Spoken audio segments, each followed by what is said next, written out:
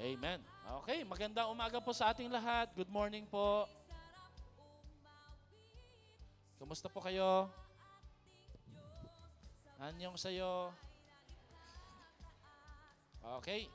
Ngayong umaga na to, hindi na po natin patatagalin. Meron tayong bagong series na Unleash Your Full Potential. Pag sinabing unleash, pakawalan, wag pigilan, wag rendahan. Pag sinabi namang potential, ito po ay regalo na nasa iyo na, kaya lang hindi mo nadi-discover, hindi mo nadi-develop. We're going to talk about a gift that could make or break your life. Ito pong potential na to, ito ho yung isang bagay na madami ka. Pero madalas ang iniisip natin lagi, kung may pera lang ako, malamang ay nagawa ko na ito. No? Lagi nating iniisip na ang pera lagi ang solusyon sa lahat ng bagay. Tama po yun, pero hindi po sa lahat. Alam niyo po ba na punong-puno ka ng potential na galing sa ating Panginoon, kaya lang, hindi mo na-discover. The Bible call potential as a gift from God, a treasure, and endless possibility. Pero ang gusto ko po sa isang definition ng potential, it is our contribution to the world. Now, may papakita pa ko sa inyong picture, pero sa dulo po ay pag-aaralan pa rin natin ito. This is a picture, I don't know kung nakuha po nila, of a reason for living po sa Japan na kung tawagin po ay Ikigai. Ikigai came from two words. Iki means to live, gai means the reason. So pag pinagdugtong mo po yung Ikigai, ang ibig pong sabihin niyan, the reason to live your life. Kasi may mga tao po, they're just living their life without a reason, without a purpose. Pero ang konsepto po ng Japanese concept of the purpose and the meaning of life that brings joy and satisfaction is that you should live your life according to your purpose. No? Meron pong tatlo, sabi nila tatlo lang pero naging apat na po ito, na cycle ng Ikigai. No? What you love, ano yung passion mo, ano yung desire mo, ano yung saan ka mahusay, saan ka magaling, and then what you love, pagkatapos po, what you are good at, saan ka ba hinubog ng Panginoon para doon ka magamit. Yung iba po ay magaling na teacher, magaling po na pastor, magaling po na singer, magaling po na builder, no? Pero napakahalaga yung pangatlo, yung mission mo eh. Kasi ang mission will answer what the world needs. Anong kailangan ng mundo. Alam niyo po, ako po yung nagpastor kasi nakita ko po may problema, may pangangailangan. And I want you to know that our church exists because of a problem.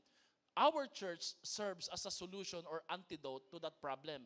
And we keep on evaluating, we keep on planning in order to solve that problem more fully para maayos po natin yan. And then, yung pang-apat po, what can you be paid for? So ang tawag po dyan is compensation. So, tingnan nyo lang po maigi yung salitang Ikigai na yan kasi may kinalaman po yan sa ating discussion ngayong umaga na to about potential. Sabihin mo nga sa katabi mo, potential. Na alam nyo, ang kagandahan din po sa Ikigai, no, huwag mong ipilit yung sarili mo sa isang lugar na hindi ka hinubog o hindi ka para doon. Kasi meron talagang pagkakalikha sa iyo ang Panginoon. You just need to discover, you just need to develop and dedicate your potential. Now, talking about potential, how do we unleash our potential? Pakilakasan nga lang po yung microphone ko. No? Sabi po ni Stephen Furtick, potential is like a milk. Sino ho dito uminom ng gatas kanina? Sabi niya, pag ininom mo raw yung gatas, sa tamang petsa po, bago ang kanyang expiration, it can bring you nourishment.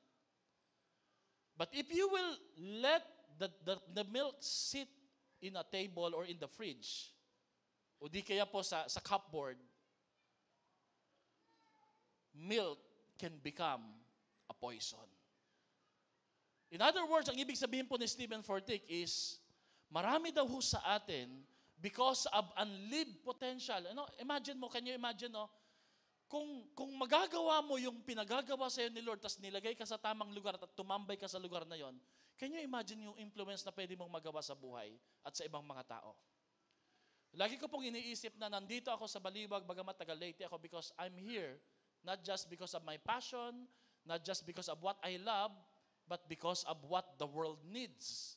So can you imagine pag pinulfill po natin yung purpose na yun? No? Sabi dito, most of us are either living a false contentment, okay na ako, wala na akong problema, pero actually we're living a miserable life because we are not living the kind of life that God intends for us to live. Lahat tayo dito may pangarap. But you know what, mga kapatid, no? Potential is more than your pangarap. Potential is affecting the people or the surrounding around you. Lagi naming tinatanong yung mga anak namin, what do you want to grow up? I want to become a builder, a businesswoman. I want to be... Si Jehaya dati gusto niya maging doktor. Tamad magbasa, tamad mag-aral. Pinapabasa namin, ayaw magbasa. Bigla akong ginawa niya, nag-ballerina. Sabi na, Papa, I just want to dance. Sabi ko, o nga, no, pag nagda-dance ka, hindi mo na kailangan mag-aral. hindi naman. Sabi ko, mautak din to, no, di ba? Pero lagi namin pinapaalala sa kanila, don't just pursue your dream. Dapat yung dream mo, nakaka-apekto for the betterment of your environment. Because that's the purpose of potential. Marami sa atin dito nag-aaral, husay, nagpapagaling, pero alam niyo po ba, pag ang potential po natin, hindi po natin to naipamuhay sa intended purpose kung bakit to binigay ni Lord sa atin, that is a wasted potential. And I'll explain it more. Now, yung nakaupo ngayon sa upuan mo, sino po bang nakaupo sa upuan mo ngayon? Ikaw. Actually po, may 3 nakaupo dyan. Hala, sino po yun, Pastor? The ordinary you, the worst you, na pwedeng magwala at magkalat, or the best or the excellent you.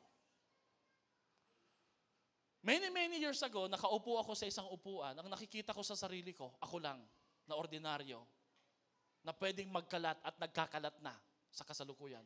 But I realized I have the choice. Na gusto ko at gusto ni Lord palabasin yung pinaka-the best version of me. So ang question ko po sa inyo ngayong umaga na to, what do you see in your chair right now? Anong nakikita mo? Ikaw ba'y nagdudwell, tumatambay sa mga kahinaan, kalungkutan, sa mga nangyayari sa iyong paligid? Or do you see yourself as having a potential na lalabas yung best version or excellent you? Ano po ang potential? Hidden talents. Dormant ability. Pag sinabing dormant po, inactive. Hindi lumalabas. Untapped strength. Ibig sabihin po dapat may kuryente ka, kaya lang po, ginagamit mo yung electric fan, pinapaikot mo lang, di mo sinasaksak, pina-plug in sa outlet. Unused success, hidden talents, cap ability. Alam niyo po ba that according to the statistic, ilan na po ba ang tao o population sa buong mundo? 9 to 10 billion? Marami daw po sa mga nakatira sa planetang ito na Earth ang hindi madidiscover ang kanilang full potential. Pero Pastor, makikita mo yung iba nag-aaral, nag-MA, nagdo-doctorate, yung iba po nagtitraining, siging ang mga module, ang gaganda ng school na pinupuntahan. Alam nyo, marami daw po mga tao ang hindi ma-achieve yung significant portion of their true potential. Why? Meron kasi pong potential principle na hindi natin naiintindihan. And what is that potential principle? The potential principle is this. That potential is not what you have done. Hindi porket may nagawa ka na, tatapos mo na yon, okay ka na. Potential is not what you have done, but what you can do kahit tapos mo na yung nagawa mo na yon. Potential is not what is, but what could be. Ano pa kaya ang pwedeng mangyari? For example, as you're sitting in your chair right now, meron kang maiisip na, alam mo, ano kaya mangyayari sa church na to if I will contribute, if I will help? If I will break the excuses of my fears, of my intimidation, marami akong trabaho, anong pwedeng mangyari at magawa at ma-achieve ng Zion Christian Fellowship Baliwag in just a matter of 1 year? You see, ang tinitingnan natin lagi sa potential, yung tapos na nagawa. No. Ang potential principle is not what is, but what could happen if you will involve.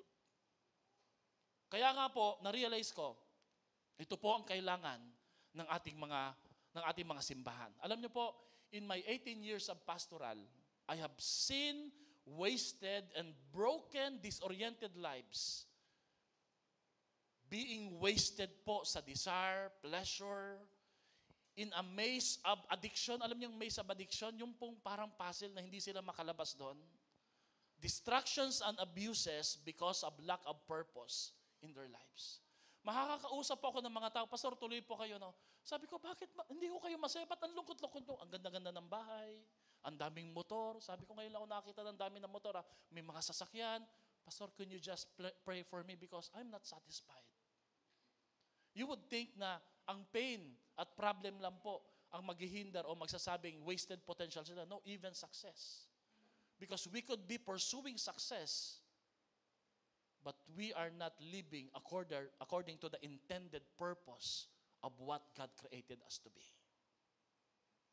Kaya, nilinaw ko sa sarili ko, bakit ako mag-aaral ng masteral?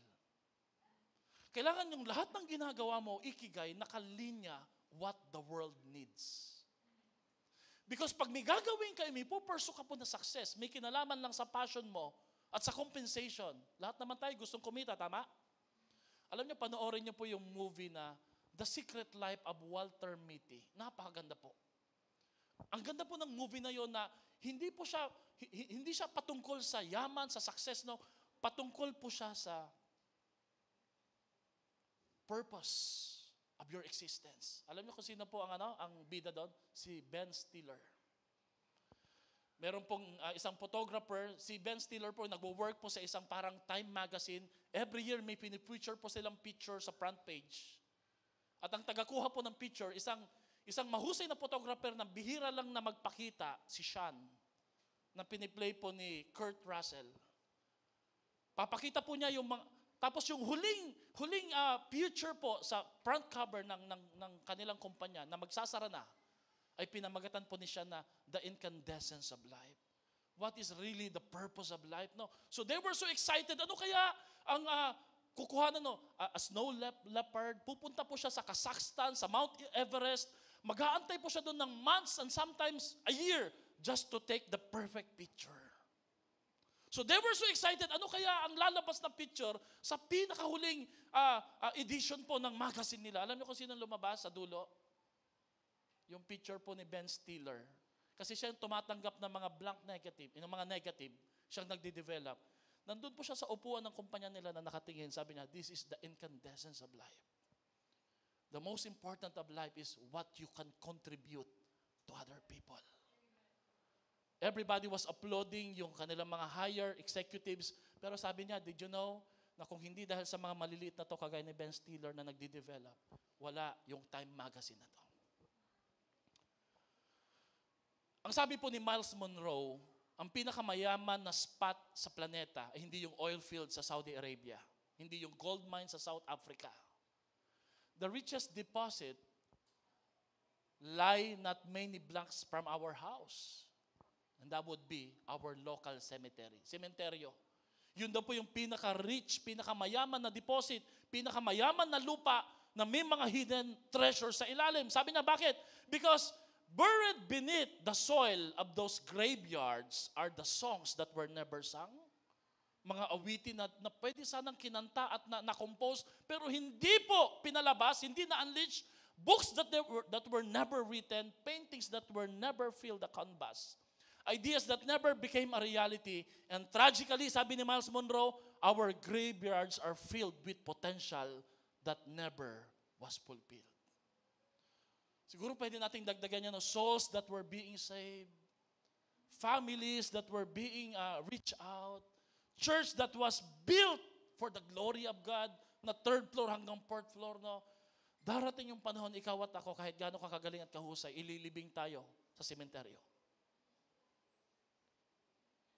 Pero mga kapatid, ayokong malibing ang potensyal na pwedeng lumabas sa akin at pwede kong makontribute. Kaya habang buhay pa tayo, palabasin natin yan. Gamitin natin yan. I-contribute po natin yan for the glory of our Lord. There is a wealth of potential within you. But you must decide if you will deprive or you will bless the world with your valuable, potent, and top resources locked away within you. Marami sa atin dito magagaling, mahuhusay. May impluensya, may connection, may access sa mga taong wala kaming access. You will decide. Isasara mo lang ba yan para sa inyo? Gagamitin mo lang ba yan para sa personal mong kasiyahan? O bubuksan mo ang potensyal na yan para makapasok ang Panginoon at hipuin at baguhin ang kanilang mga puso at buhay? Nang na-sure, Pastor, wala naman pong offering na nakasunod. Sa ating mga bank account at sa ating mga bulsa at sa ating mga wallet, nandyan yung potensyal na ipinagkatiwala ng Diyos sa atin na pwede nating gamitin sa isang mas larger at longer pa sa buhay na pwede nating itira dito sa lupa. And what would it be? To build the kingdom of the Lord. Parang wala yata nag-amen, no? Huwag ho kayo mag-alala, wala na pong offering. Potential, therefore, is having or showing the capacity to become or develop into something in the future. It is a latent, what is latent? Dormant, inactive qualities or abilities that may be developed and lead to future success or usefulness. Napansin niyo po ang definition po ng potential? Development for future success and usefulness. Hindi lang po yung nakinabang ka lang, na-bless ka eh. Kundi nagamit ka ba at nakatulong ka, nakakontribute ka. Napalakas mo yung ibang mga tao, nadala mo ang Panginoon. That is potential. I have here a picture, I don't know kung nakuha nila. This is a picture of a 80 million sitting basketball player guy na hindi naglalaro. Ang pangalan po niya ay si Ben Simmons. Si Ben Simmons po'y pinipili na hindi maglaro dahil po sa, siguro meron siyang mental distraction, takot siya. Naakusahan kasi siya na choker siya. Pag nagpi-free throw po siya, hindi niya nasushoot. Mental daw po ang ano na yun. Pero sabi ni Shaquille O'Neal, saka ni Kobe Bryant, no, pag basketball player ka, dapat walang load management. Load management is a concept na pag blowout games, halimbawa tambak yung kalaban, pinauupo yung mga star player. Ang tawag doon, load management, para ipahinga sa susunod na laro. Yung iba naman po, to prepare them for playoffs, hindi sila ilalaro, ipapahinga sila. Sabi ni Kobe Bryant, binabayaran kayo ng milyon para panoorin ng millions of people around the world, and that, uupo lang kayo. That's a wasted potential. This player, ang sabi po ni Shaq, I would wanna learn how you can make $80 million and play 55 games in 3 seasons. Teach me. That's a wasted potential. Alam niyo po, bakit mahalaga ang potential? Because potential is future-proofing. Everybody say future-proofing.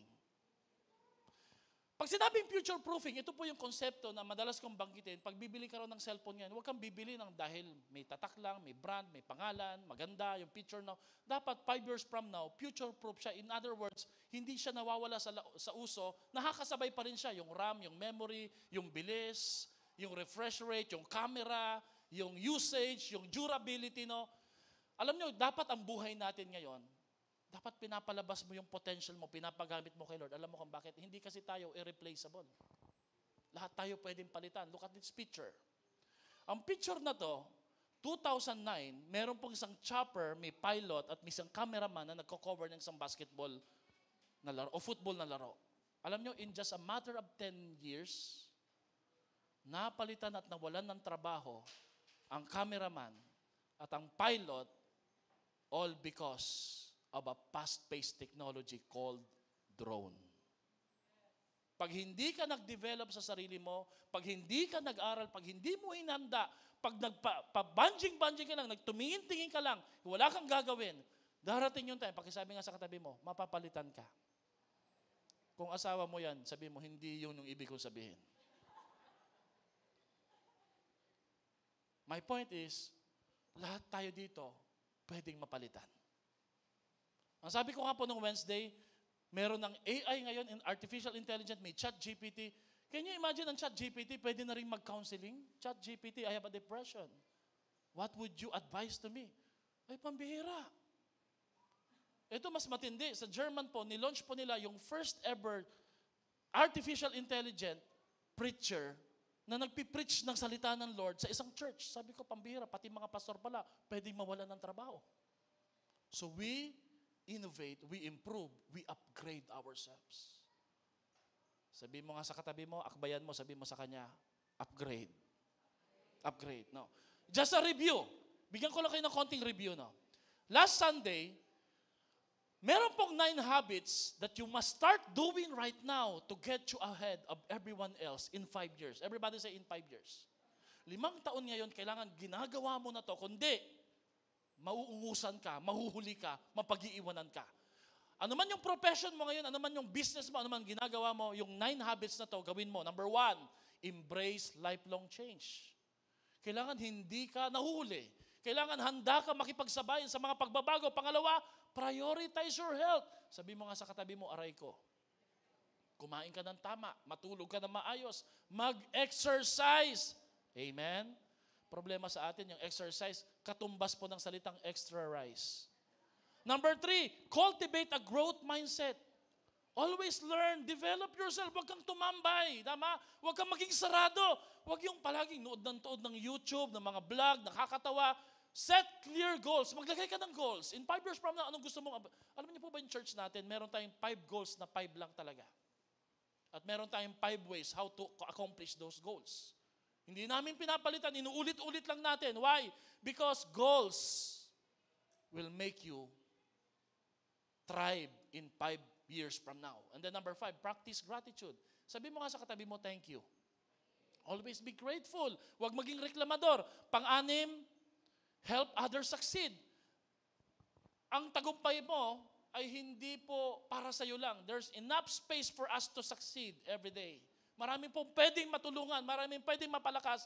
Number 7, embrace failure. Pag nagkamali ka, fail forward. There's a word, failing forward. Failing forward means, pag nagkamali ka, huwag paurong, pasulong. Hindi yung lagi mong iniisip yung pagkakamali, lagi kang nagtatampo, nagagalit sa mga tao, nakagawa ng mali sa'yo. No, fail forward. Everybody say, fail forward.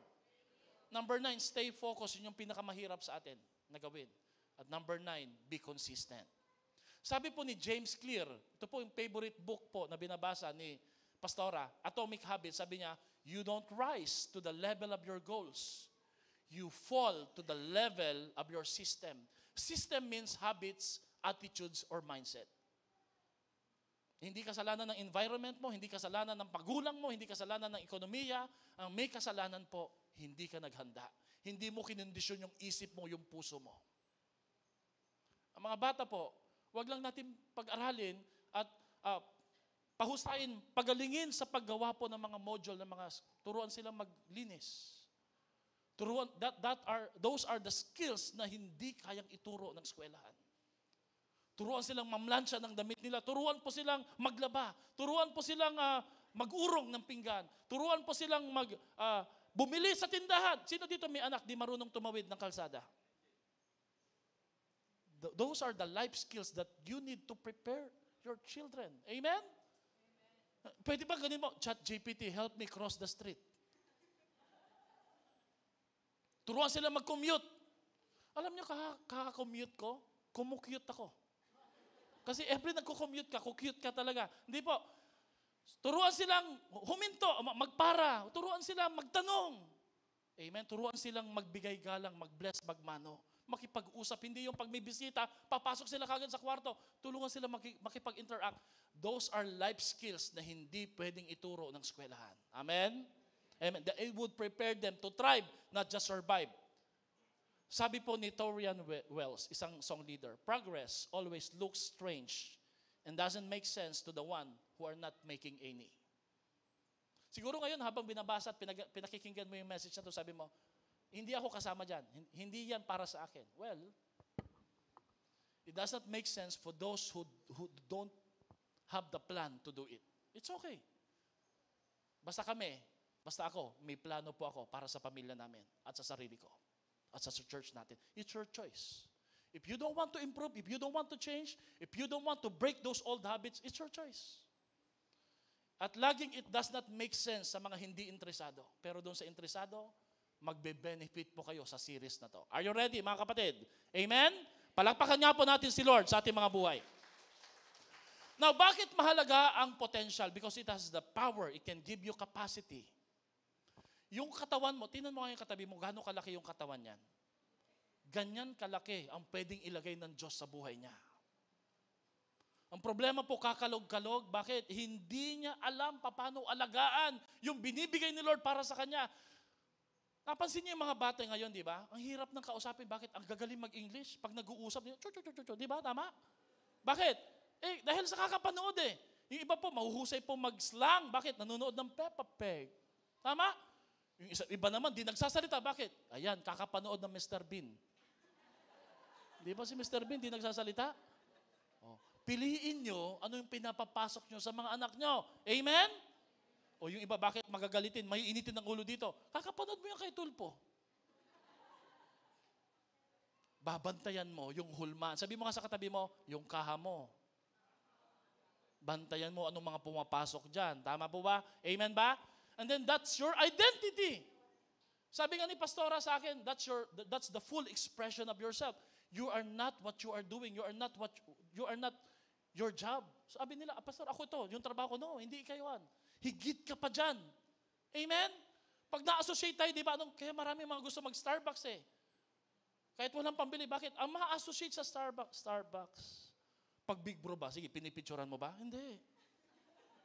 Di ba? Yung Milo, Milo. Hindi, di ba? ATM, Milo. Ovaltine. Hindi. Starbucks, bakit? Ang association ng identity mo, nakalagay doon sa mga brand. No, you are more than what you eat, what you're doing.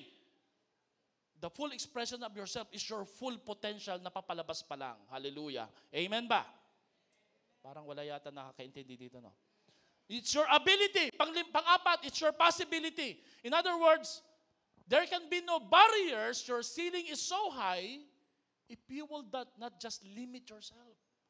Anong pinakamatinding limitation sa tao? Sige nga po, walang pera, problema. Hindi, ang pinakamatinding limitation sa tao, ano?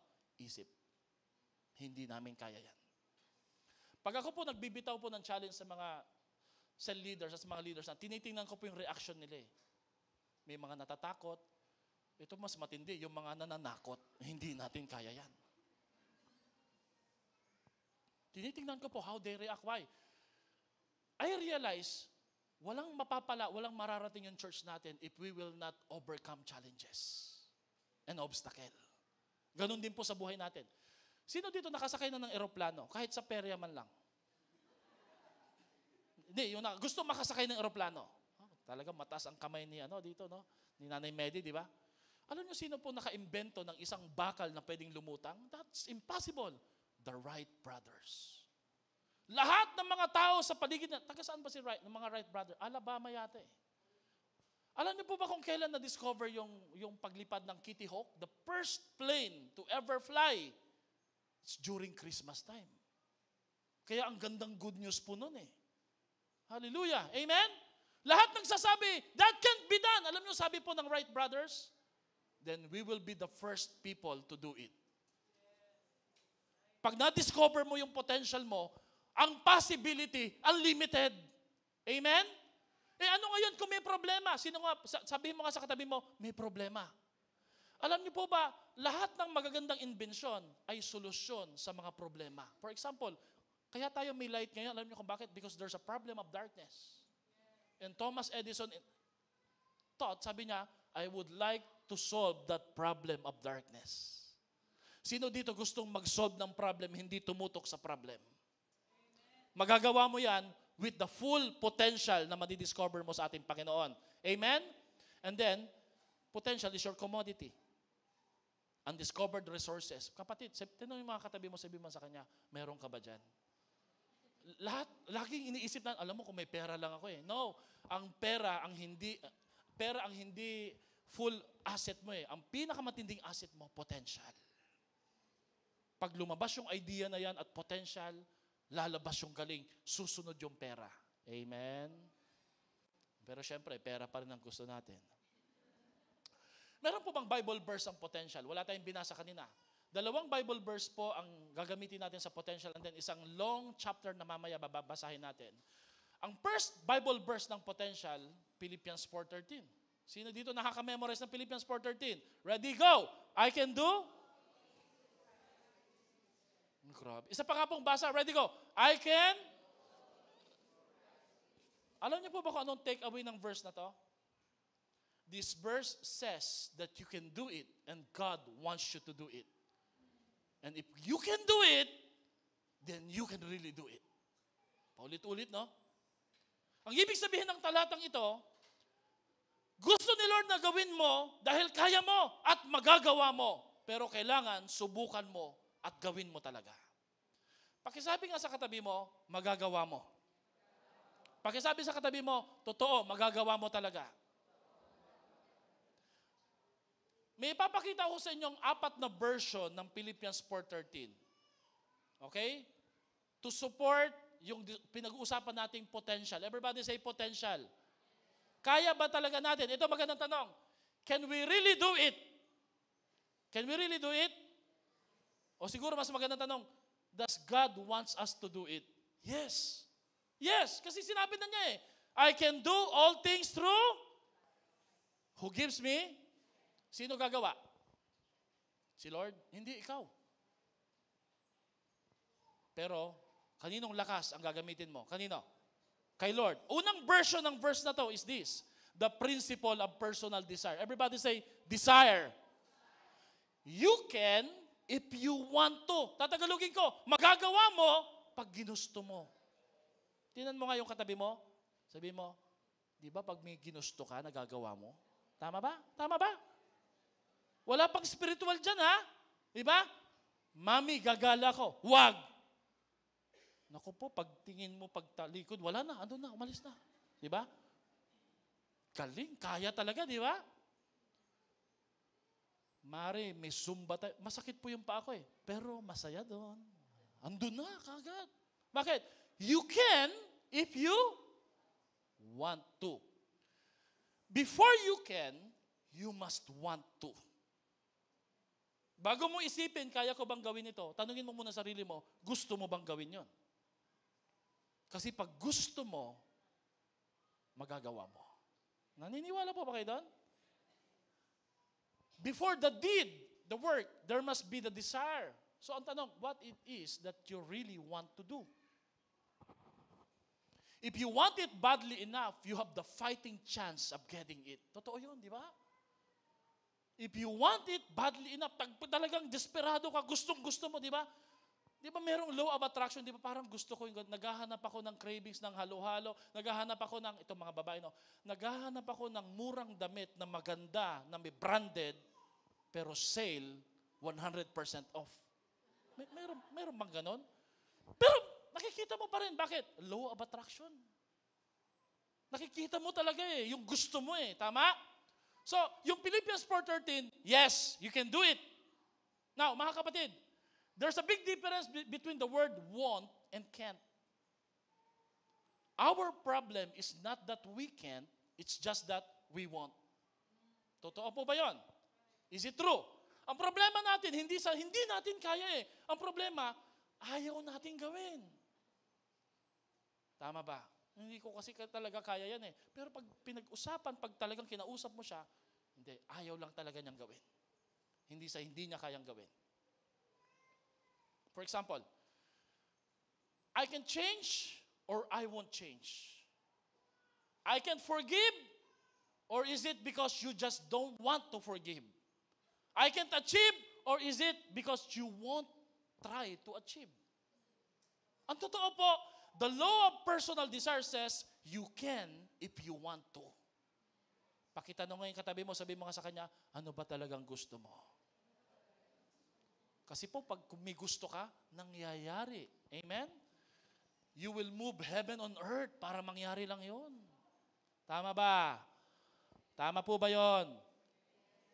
Number 2, the principle of divine direction. You can if God wants you.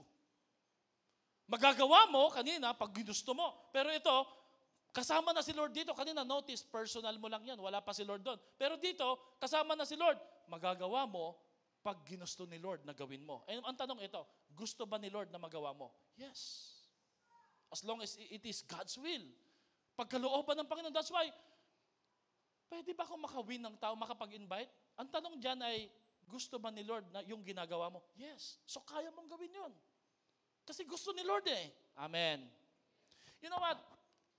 Desire without power is nothing.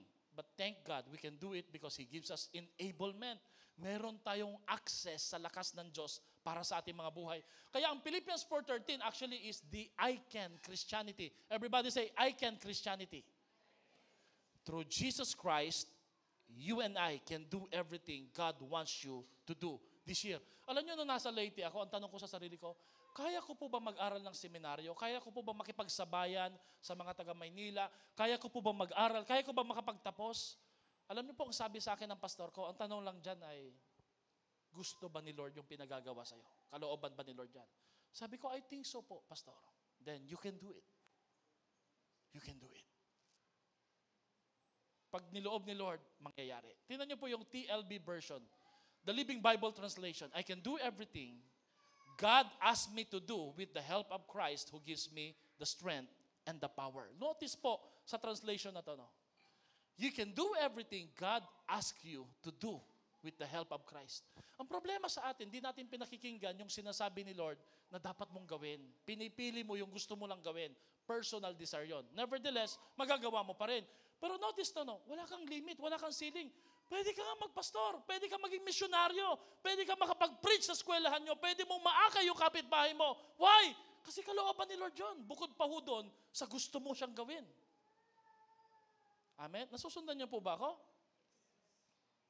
Nilagay ko ho ito sa isang quote. You can face everything He wants you to face. You can fight every battle He wants you to fight. You can obey every command He tells you to obey. You can endure every trial He allows. So hindi mo pwedeng sabihin, hindi ko po kaya yung problema na to eh. Kung nilagay ka ni Lord sa sitwasyon na yan, pwede namang wala ka sa problema mong yan ngayon. Pwede po ba yun? Yeah, pwede. Pero dahil nandiyan ka sa problema na yan, inallow ni Lord yan, He is sovereign, He is in control, then therefore if God allows it, you can overcome it. Parang wala akong kausap. You can overcome it. Hindi ka dapat nalilimitahan. Hindi ka dapat nalulugmok o nanlalata. Because if God is in it, then you can do it. Amen? Look at Joseph, look at Daniel. Tinapon po sa kulungan ng leon. Wala yan sa sitwasyon. Ang tanong lang dyan, kasama mo ba ang Diyos? Pag alam mo kasama mo ang Panginoon, magagawa mo makalabas ng buhay sa sitwasyon na yan. Tiyakin mo lang kasama mo ang Diyos. Amen? Pag tayo po nagcha-challenge, pag tayo po may pangarap as a church, no, ang tanong ko po lagi sa isip ko, kasama po ba namin kayo, Lord, dito? Kasi kung ito'y pangarap lang po namin at hindi po kayo kasama, we are bound to fail. Pero the moment na nalaman ko na ito yung will ni Lord, ay grabe po, ipupush ko po talaga yan. Ipapaunawa ko po talaga yan sa leaders. Ito po ang pinagagawa ni Lord talaga sa atin. Of course, with careful evaluation and planning. At alam niyo po, na-overcome natin, nagagawa po natin sa biyaya ni Lord. Amen? If God is in your difficulty, you can face it. If God is somehow in your failure, you can overcome it. If God is in your dreams, it will come to pass. If God is in your goals, you can achieve every single one of them. If God is in your prayers, He will not only hear them, He will answer them so you can reach your God-given potential. The principle of enablement. Number 2, number 3 pala, the principle of enablement, divine enablement, if you rely on Jesus Christ. Kanina, you can if you want to. Pangalawa, you can if God wants you to. Ito, you can with the help of God's strength to you. Di ba nasa iyo si Lord? So kaya mo. Yun yung tinatawag nating inner strength. Yung parang ayaw mo na pero parang meron pang nagpupush sa'yo para magpatuloy. Inner strength yun eh. Nagagawa mo pa ho ang mga bagay na hindi mo iniisip na hindi magagawa. Did you know that the word through Christ, everybody say through Christ. Di ba sabi doon, I can do all things through Christ. Ang Greek word po na ginamit po doon is like pouring something to a glass. May pitchel na punong-puno ng tubig through Christ. Ang resources ni Lord, ibinubuhos niya papunta sa iyo. So can you picture that illustration? No? Wala ka, hindi mo kaya, pero binubuhusan ka ni Lord. Come on, receive that revelation. Wala ka, hindi mo kaya, hindi mo alam saan magmumula yung resources mo, pero dahil may gusto kang gawin para kay Lord, to unleash your full potential, may ibinubuhos si Lord sa iyo na nagbibigay sa iyo ng lakas at kakayahan para magawa mo yon. He will equip and enable you what He intends and plans you to do. Alam niyo po, nung ako po'y nagpastor, ang sabi po ng mga kaibigan ko, hindi mo kaya, Bert, una, Bisaya ka. Hindi ka marunong magtagalog, waray-waray ka, pangalawa, ganyan. Alam niyo po, I'm not qualified, but I realize God does not call the qualified. Instead, He qualifies the called. Hindi mo kailangan maging magaling. Ang kailangan mo lang gawin, maging masunurin muna kay Lord. Sabi ko nga ho doon nung Wednesday, yung task na pinagkatiwala sa akin ni Lord ay taga-Xerox, taga-ayos ng upuan. Ang task na binigay sa akin ng Panginoon, taga-turo sa mga kids church, Sunday school, hanggang pataas ng pataas. Alam niyo po, pag pinakita mo kay Lord, you can be trusted with little potential. God will enlarge the trust in your life. Kung magpapagamit ka sa ating Panginoon. Number 4 is the principle of personal choice. You can, if you start today and don't look back. So may choice ka niyan. Tama? Pag gagawin mo na ngayon, sabi mo nga sa katabi mo, ngayon na. Ay, grabe po, no? Tingnan nyo mamaya, ha? Pag may ginusto kayong puntahan, halimbawa, punta tayo doon. Nakapupuntahan. Di ba, mas maganda pa nga po yung mga plano na hindi plinano. Di ba, nagagawa talaga, di ba? Bakit? Kasi nga po, may choice ka if you will start today. Now, itong maiksing verse na to na Philippians 4:13, we can look at this verse in this way. Tingnan niyo po ito, ha? You, ikaw to, can do all things through Christ who? Now, look at the pattern, mga kapatid. Nasaan si Lord? Nasa gitna. In other words po, mula sa una hanggang sa dulo, ikaw pa rin ang gagawa. Pero nandun yung lakas ng Diyos para sa'yo. Amen? Amen po ba doon? Personal desire, personal choice, sandwich, the divine direction and enablement. It is like I, Christ, me. Can you imagine, no? Pinagkatiwalaan ka ni Lord ng mga pinapagawa niya sa'yo at hindi siya ang gagawa, ikaw pa rin. Bakit? Naniniwala kasi siya na kaya mong gawin. Amen. So ang summary po ng verse na to is, you can through Christ. You can through Christ. Pero linawin po natin yung verse na to. We are not saying that we can do all things. Okay, we are not saying that we can do all things because those are the words of a boaster, mga nagmamayabang. We are not saying that we can do some things because those are the words of the doubter. Hindi natin sinasabi we can do all things.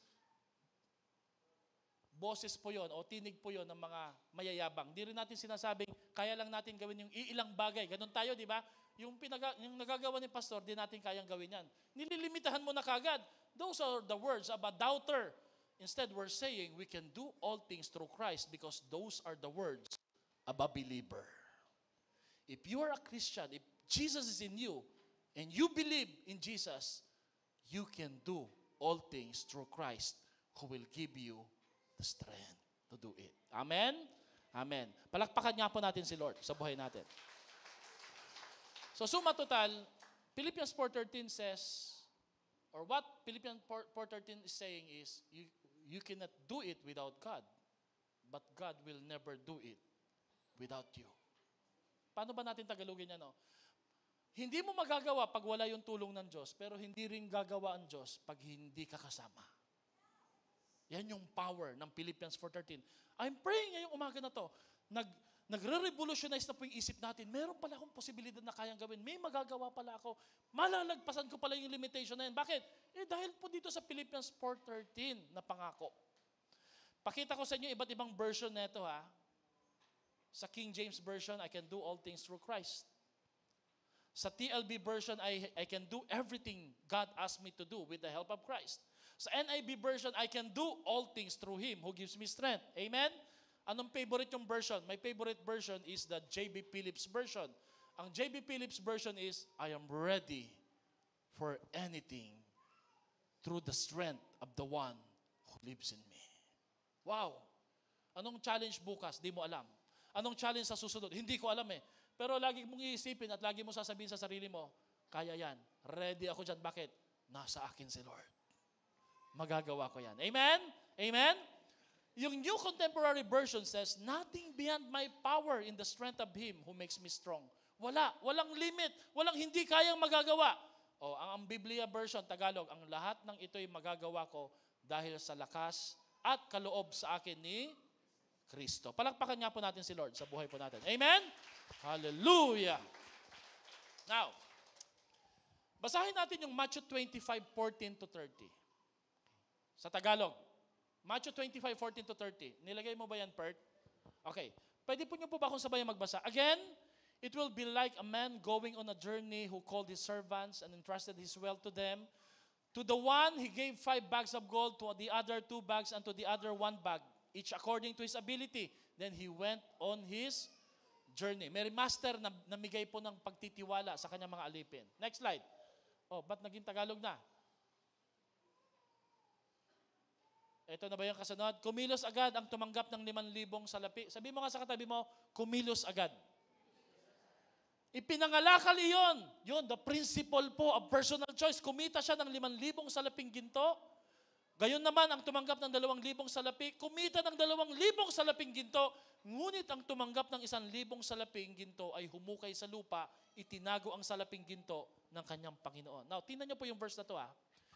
These verses is a great illustration po ng potential na binibigay sa atin ni Lord. Number 1, all our potential came from the Lord. Do you agree? Lahat ng potential na galing natin na kay Lord. Pati yung hindi pa na-discover, pati yung na-discover mo ngayon na lumalabas, galing kay Lord yon. Pangalawa, each one of us had been given equal opportunity or potential according to your ability. Now, may nagtanong sa akin, Pastor, bakit ako hindi ako nagpi-preach? Baka hindi mo give yung preaching. Pero ang tanong ko naman sa iyo, bakit ikaw nagpapakanta, ako hindi ko kaya magpakanta? Kasi hindi ako binigyan ni Lord ng pagpapakanta. Amen? Pero lahat tayo dito binigyan ng equal opportunity. Ang problema ko sa atin, nagrereklamo tayo, nagdududa tayo kay Lord, kaya lang po alam ni Lord kung masasayang o magagawa mong pangalagaan yung binigay niya sa iyo. Tanungin mo yung katabi mo, sabi mo sa kanya, nasan na yung binigay ni Lord sa iyo? Ang sagot niya? Wala. Wala na po. Sinanla ko na. Okay lang kung sinanla. Eto, nilibing. May dalawa kang pwedeng gawin sa potential. Number 1, you bury it. Or number 2, you invest it. What are you doing with your potential? Now, bakit po mahalaga, Pastor, that we invest it? Kasi babalik si Lord, tatanungin ka, nag-pray ka ng kayamanan, ng negosyo, ng trabaho, ng posisyon. Ginamit mo ba to be useful? Para sa ikigai, yung need ng tao, ng contribution ng world, maabot mo? May accounting na mangyayari. Tatanungin tayo ni Lord. Doon ho tayo mananagot. Ang tawag ho doon, Judgment Day. Diba? Now, therefore, nagiging mas malinaw na po, potential is God's gift and investment to us with the full intention that we manage it properly and faithfully so that it will reach the prepared expectation of its intended usefulness. Wala pala yan dyan. Okay? And desired increase. Now, tingnan niyo po yung verse na to. Tingnan niyo po maigi. May inaasahan si Lord na yung binigay sa iyo, hindi po pareho pa rin kagaya kahapon. Sabi ni Lord, dapat lumago. Dumami. Amen? Amen? Alam niyo po ba ang 5 goals ng church natin? You want to know? Ano yung 5 goals ng church natin? To increase our church Sunday attendance, to train more new leaders, to reach more people for Jesus, to put every believers into a life community. Ano ba yung pang-5? To give more. 5 goals. Alam niyo kung bakit ko sinasabi yan? Hindi lang po yan para mag-grow tayo, mag-picture-picture, ipagmayabang. No. Lahat ng binigay pala sa atin ni Lord, babalikan niya at sasabihin niya, dumami ba? Pangalawa, nagamit ba sa intended purpose? Now, you would think, Pastor, kayo lang po yan. Yung potential po namin sa pagtatrabaho, yung kita namin as empleyado, hindi po yan sakop. No, pasok yan. At darating yung time, whether you're church workers or church people, ano man yung profession na meron ka, haharap tayo kay Lord at tatanungin niya, nagamit ba? Pangalawa, lumago ba? Ang pinakamatinding tanong dyan nakapag-contribute ba para maging better yung ibang mga tao para kay Lord? Sino po dito naintindihan yung power ng potential? Bakit maraming mga tao, hindi po nila nadidiscover yung potential nila? Maraming dahilan. Ignorance, indolence, katamaran. Yung kawalang alam, okay lang yan eh. Pero yung may alam ka na tas hindi mo ginagawa, malaking kasalanan yon. Amen? Halimbawa, as we preach this word, as you are learning, as you are digesting it, ang tanong ko dito nila, this is potential, mga kapatid. Pag baba mo, will you bury it or will you apply it or use it? Amen?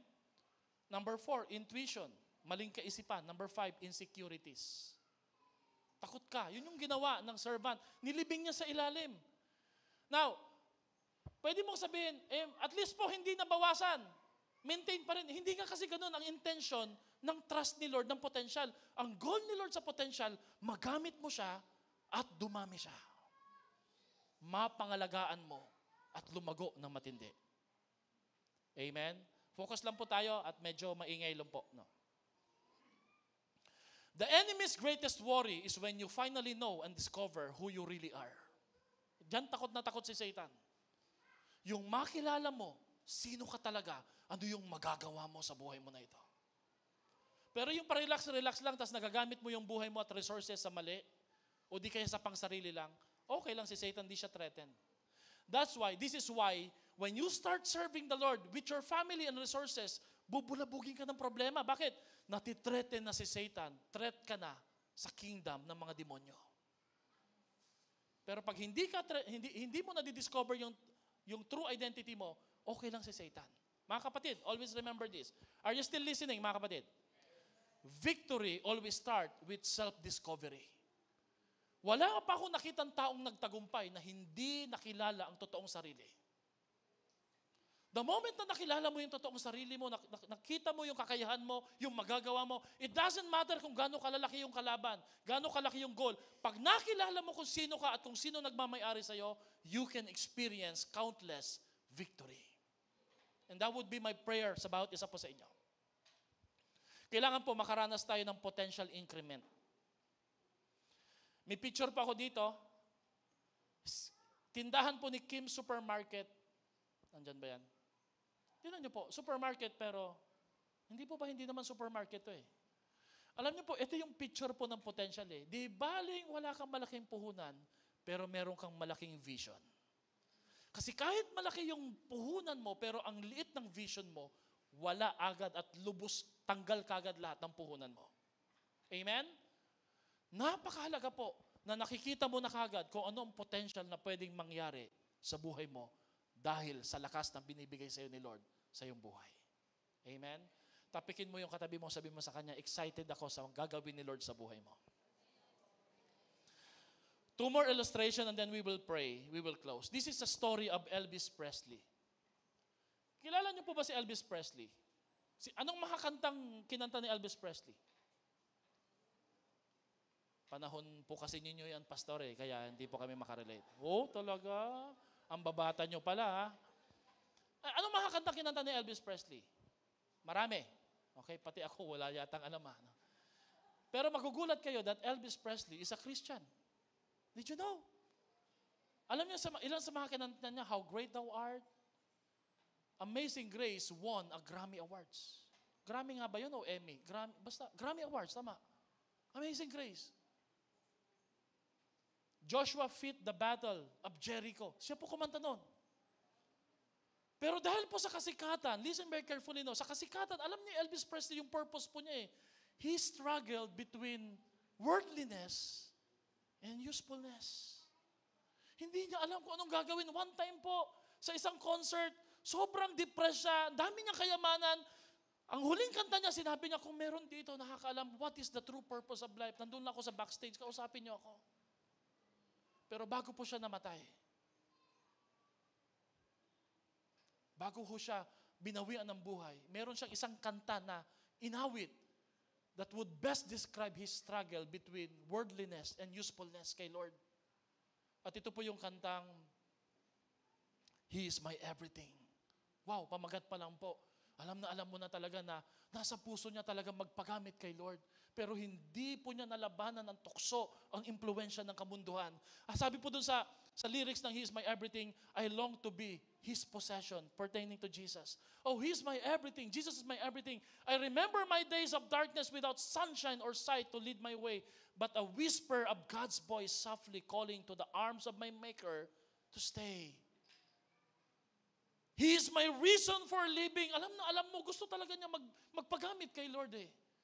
Oh, He is the King of all kings. I long to be His possession. He is my everything. And then yung dulo po sabi niya, and after the lightning and thunder, ibig sabihin po nun yung rapture, yung pagbabalik ni Lord, after the last bell has rung, I want to bow down before Him and hear Him say, well done, my servant. Mga kapatid, don't you ever make the same mistake kagaya ni Elvis. Today, as you hear this word, you have the choice and the potential na magpagamit kay Lord. At maranasan po ang totoong kaligayahan, ang ikigai, true satisfaction of your living. And that would be to honor and to glorify the Lord with your full potential. I will be using the last illustration. Elvis Presley is a wasted potential, but Sadeo Main is a blessed potential. Sadeo Main plays for Liverpool sa football po, sa EuroLeague. He came from Senegal, isang lugar po sa Africa. One time po, habang siya po nagmamadali papunta po sa isang laro, he is earning yearly $10.1 million a year. Ang laki po nun. Alam niyo yung mga football player, kung hindi sila nang re-rape, nang haabuso ng mga babae, babayaran nila ng milyones, bibili sila ng mga sasakyan, magdodroga sila, maninira sila, manununtok sila ng mga asawa. Ganun po ang buhay ng mga football players. Bakit? Napakabata pa, pinagkatiwala na ng access ng power, authority, and resources, but not Sadeo Main.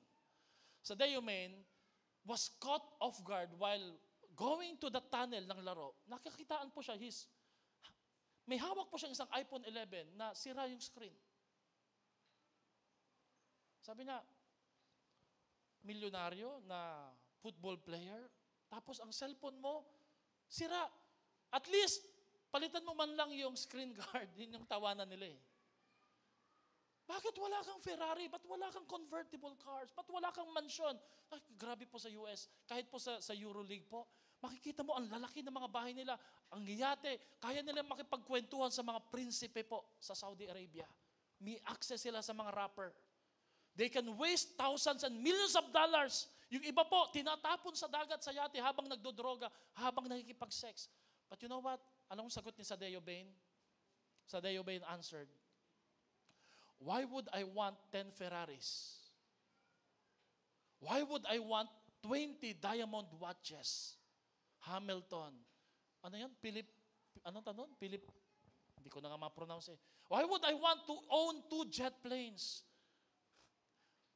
What would that do for the world? What would that do for the world? Sabi niya, yung buhay ko sa Senegal, I starved, I worked in the fields, I played barefoot, wala akong paa. And I didn't even get to school. Now I have the position and the chance to help the people. So I want to build schools and give poor people food or clothing.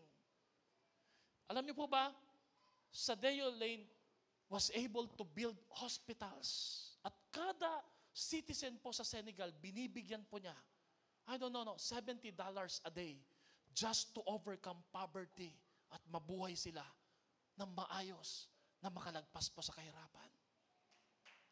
For me, this is a clear picture of Ikigai. Living to the fullest potential na pinagkatiwala ng Diyos para sa iyong buhay. Pwede nating palakpakan si Lord sa buhay po natin. And the reason, bakit hindi niya pinapalitan yung iPhone 11 na sira yung screen, it's because it came from a friend. So in honor for that friend, he's using it kahit sira na. That's integrity. That's character. That's friendship. Mga kapatid, marami ho sa atin dito, punong-puno ng pangarap. And that's not wrong. Marami tayong gustong maabot, no? I'm just praying that you will discover your ikigai. What do you love the most?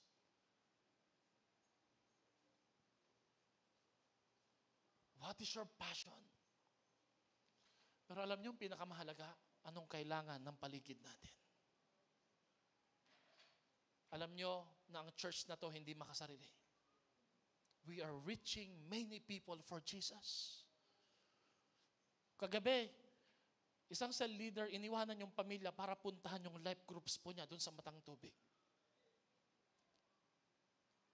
Lahat ng mga cell leaders dito, life groups leaders, we make our own sacrifices. Kaya bawat isa sa inyo dito nandito. Alam niyo yung counting ko ng attendance pag Sunday? Hindi ko siya kinakount pag Sunday na. Nalalaman ko kung ilan ang darating ng linggo basis kung ilang cell leaders ang pumunta sa kanilang mga life groups on Monday to Saturday. You're here because of these people who practice their ikigai properly. How about yours? You have the power, you have the resources, you have the position, you have the money. What would you do with it? Sama ho kayo sa mission at vision ng church na to. Sa darating na anniversary, ang goal po natin, sa Waterwood po tayo, pero pupunuin natin yung lugar na to. We're launching and we're praying for a second service tuwing hapon. Kasing dami sana ng ganito. Kung lahat tayo magko-contribute at tutulong. And we're praying in the long run, mapapatayo natin yung ating church building. Bakit? Hindi para sa amin. Para sa mga anak ninyo na may safe at secure environment na sasamba sa ating Panginoon. Can you imagine kung anong pwedeng magawa pag lahat tayo nagsama-sama at nagtulong-tulong? Kahapon, alam niyo po ba na sobrang pagod ko. Sabi ko nga, ano ba itong ginawa ko? No? Pumunta kaming Marilao para mag-visitation sa isang pamilya na sumasamba sa lugar natin to. Bawat isa sa atin dito may pwedeng magawa for the glory of. Hindi naman araw-araw tayo mag-aakay eh. Hindi naman tayo araw-araw na magsaserve kay Lord eh. A portion of your ikigai can bless and help people and can glorify the Lord. Sino ho dito up for that challenge? Tumayo po tayo para sa isang panalangin. Let's close our eyes while the communion elements are being distributed. Habang tayo po'y nakatayo, alalahanin mo si Elvis Presley, a wasted potential. Don't struggle with the worldliness and being useful for the glory of God. Pero alalahanin mo rin po si Sadio Main. Alalahanin mo ang pwedeng magawa mo sa mundo, sa kakarampot na meron ka, sa ikigai na pinagkatiwala sa iyo ng Diyos.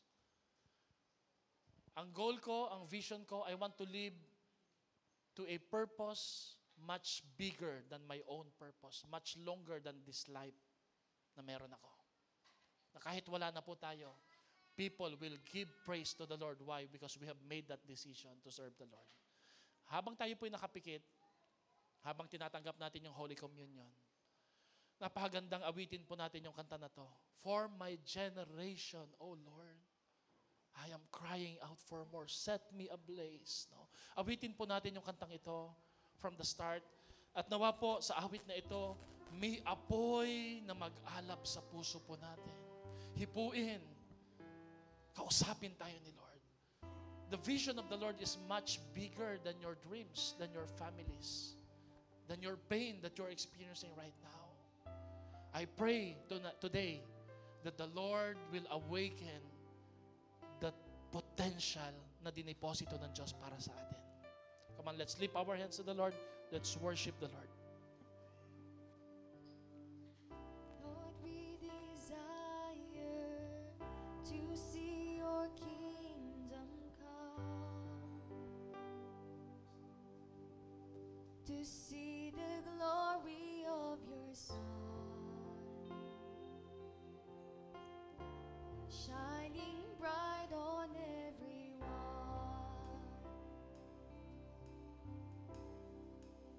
Come on, sing this song. All we desire is your eternal flame, burning brighter than the sun.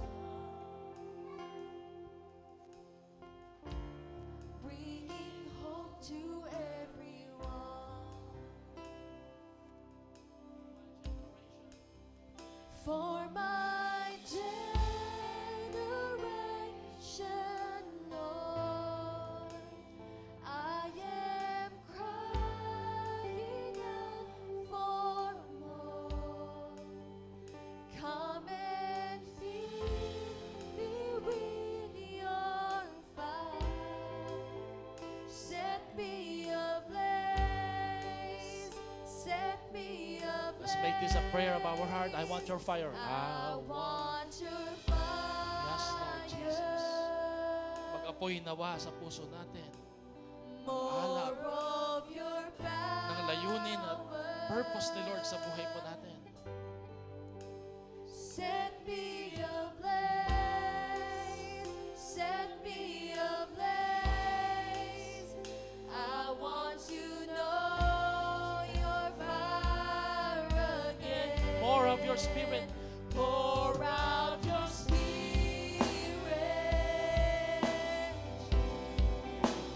More of your presence. Fill me again. Fill me again. I want to know your fire within. Fill me up till I'm overflowing. Fill me up till I'm running over. Fill me up till I'm overflowing. Come on, let's sing, fill me up. Fill me up till I'm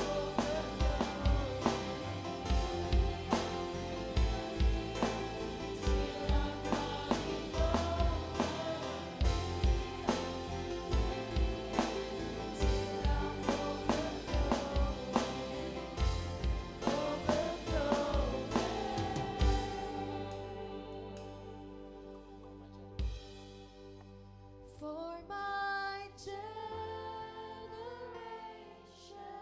Lord, I am crying out for more. Come and fill me with your fire. Set me ablaze. Set me ablaze. I want your fire. I want your fire. Come on, make that a prayer, a desire. Hindi mo alam kung paano ka magpapagamit kay Lord. More of your power. But the Holy Spirit will continue to touch you and use you. Set me ablaze. Set me ablaze. I want to know your fire Pour out again. your spirit. Pour out your spirit.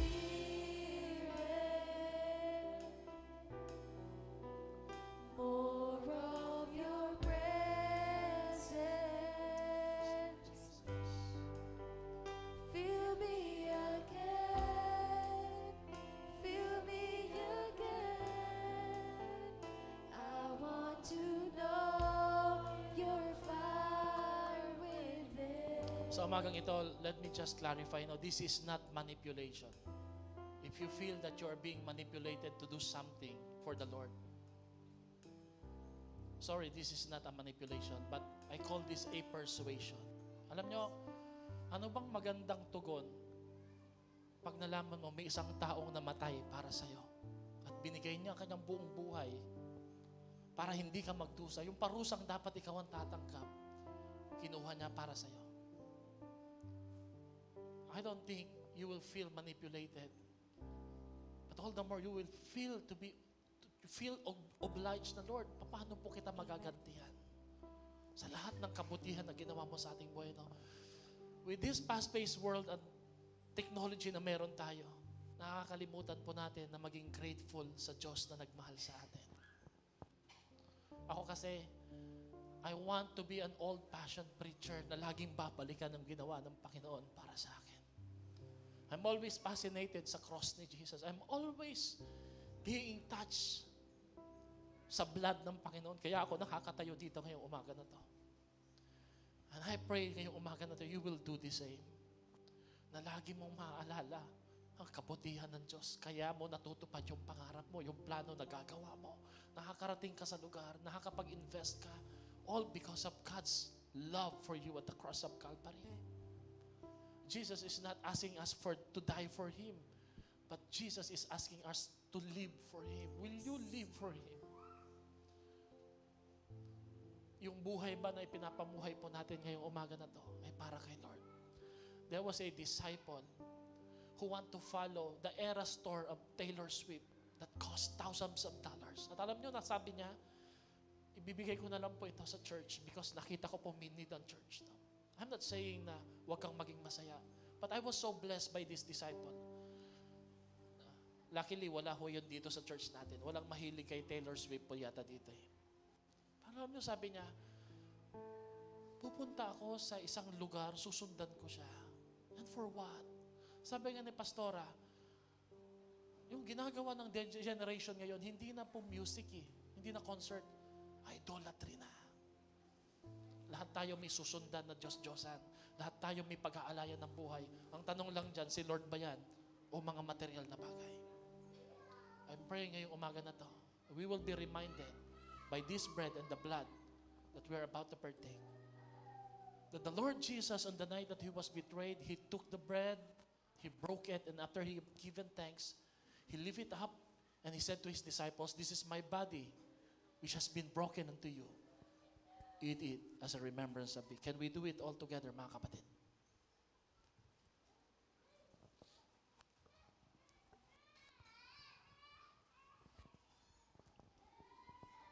On the same night after the supper had ended, He took the cup and said, "This cup is the new covenant from which my blood has been shed. As often as you drink it in remembrance of me." Sabay-sabay po nating inumin, mga kapatid. Let us close our eyes. Sa iyong pagtanggap ng tinapay at simbolo ng dugo ni Jesus, ang dugong nananalaytay na sa iyong buhay ay ang dugo ng ating Panginoon. Today, choose to respond in a godly way. Pag-usapan yung magpamilya, pag-usapan yung mag-asawa, how can we live our life worth living for the glory of the Lord? How can we discover, dedicate, and develop our potential for the ikigai, just like sa Deo Main, so the world can be blessed by our lives. The church will be blessed by our lives. Salamat po, Panginoon. Tinuruan niyo kami paano mabuhay ng tama at totoo. Hindi lang para sa aming pangarap, kundi para sa pangitain at sa vision niyo po na maraming makakilala sa inyo. Thank you for this church. Thank you for those who continue to love and honor you.